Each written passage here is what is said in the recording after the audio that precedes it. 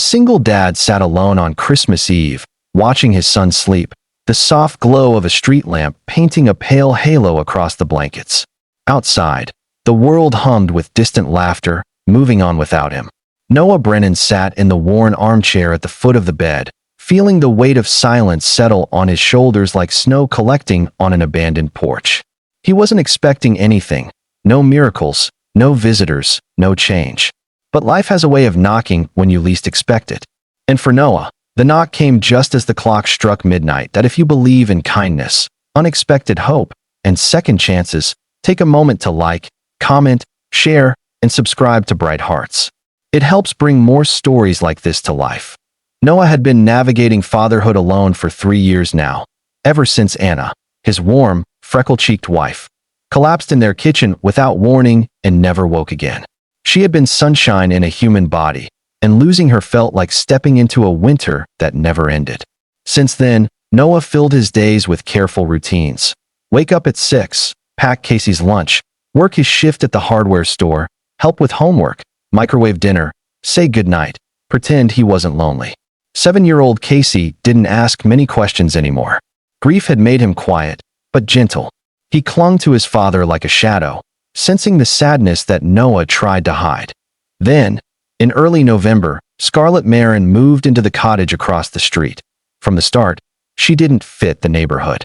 She wore designer coats, but her hands shook when she held grocery bags.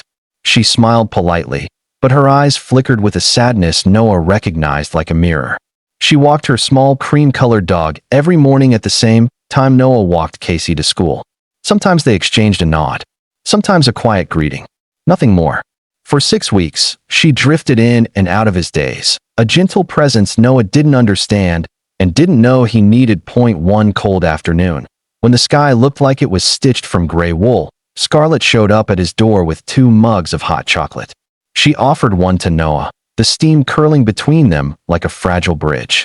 He hesitated, then accepted. They sat on his porch, wrapped in the chilly air, watching Casey draw shapes in the fogged window from inside. When Scarlett finally spoke, her voice trembled not from the cold, but from something deeper. "Do you ever feel like you're living a life you didn't choose?" she asked. The question cracked something open in Noah, though he didn't answer it. Not then. But he remembered her face, remembered the way her eyes shone like someone holding back an ocean. Something about her made him think of lonely hotel rooms, of secrets that followed you like echoes, of a person running from a storm. They spent more time together in the quiet that followed. Small moments, scarves shared in the wind, helping her carry boxes, watching Casey teach her dog to sit, laughing at the way the little dog refused and rolled over instead.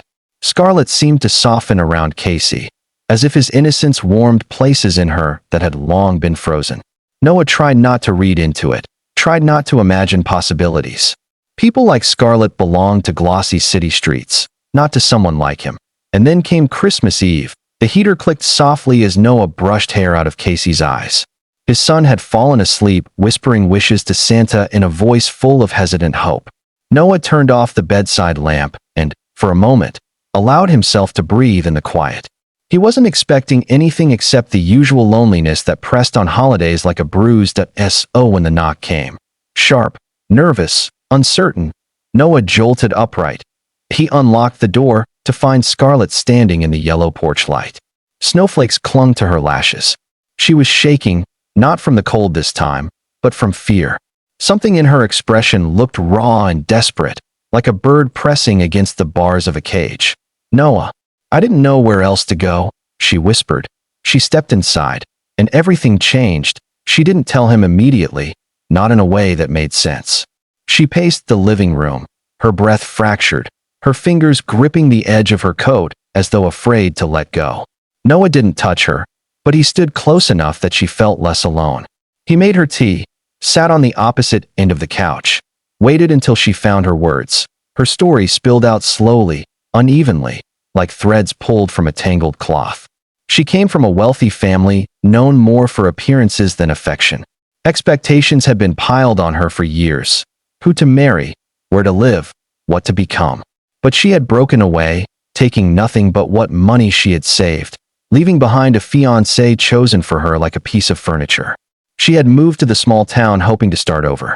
But her family had found her again, pressuring, threatening, court manipulation, reputation destruction, anything to drag her back into the life she fled.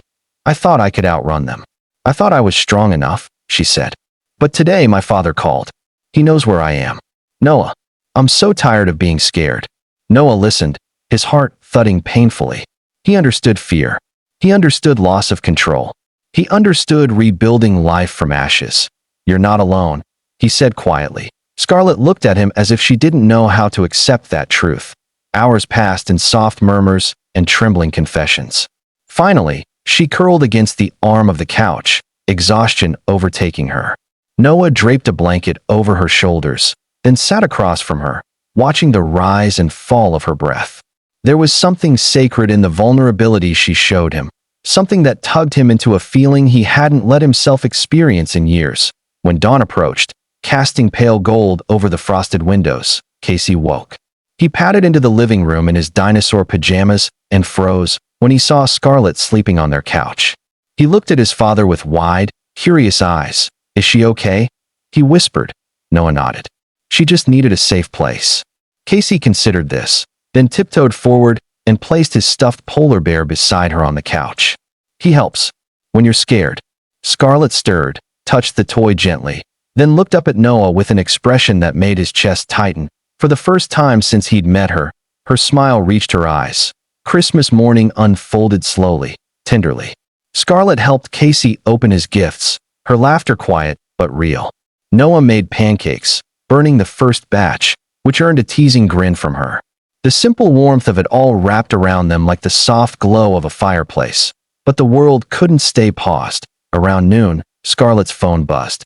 She went still. Noah watched her swallow hard before stepping outside to take the call. The silence she left behind felt heavy. When she returned, her face was pale. They're coming today, she said. My father, my mother, and him. Noah's hands curled into fists. What do they want? To take me back. Scarlett trembled. They always win, Noah. He stood close enough that she had to meet his eyes. Not this time. You're not alone anymore. When her family arrived, black car, polished boots, voices sharp enough to slice. The house felt too small for all the tension. Scarlett's father looked around with disdain, as if modest homes offended him. Her mother's expression was blank porcelain. Her former fiancé, Marcus, stood with a smug tilt to his chin. Scarlett stayed behind Noah, her breath shaky. Her father demanded she leave immediately, claiming she was ruining the family's reputation. He spoke to her like she was an object. Marcus stepped forward as though she belonged beside him. But for the first time, Scarlett didn't fold. Her voice wavered, but she spoke. I'm not your possession. I'm not coming with you. Her father stepped forward, but Noah moved between them, his stance protective, firm, immovable. With the quiet strength of a man who had survived grief, he said. She said no. Leave. Maybe it was something in Noah's voice. Maybe it was the resolve in Scarlett's eyes. Maybe it was the small face of Casey watching from the doorway with his stuffed polar bear clutched to his chest. Whatever it was, her parents faltered. Marcus scoffed, muttered something about mistakes and disappointment, but he backed down too. Within minutes, the car pulled away, leaving nothing but tire tracks in the snow. Scarlett collapsed against Noah, sobbing into his chest, not out of fear, but out of release. The kind of crying that empties the heart, so it can finally breathe. And Noah held her, realizing that somewhere in the quiet moments, somewhere in the shared loneliness, he had started to care for her in ways he didn't know he still could. Casey joined them, wrapping his little arms around Scarlett's leg, offering silent comfort. That Christmas day didn't sparkle with fireworks or music or glamorous moments. It glowed in simpler ways. The warmth of pancakes, the bravery of a woman reclaiming her life, the gentle bond forming between three souls who had each lost someone or something along the way. It was imperfect, but it was real. And sometimes, real is more miraculous than perfect. If this story touched your heart, even a little, please like, comment, share, and subscribe to Bright Hearts. Your support brings more healing stories to people who need them.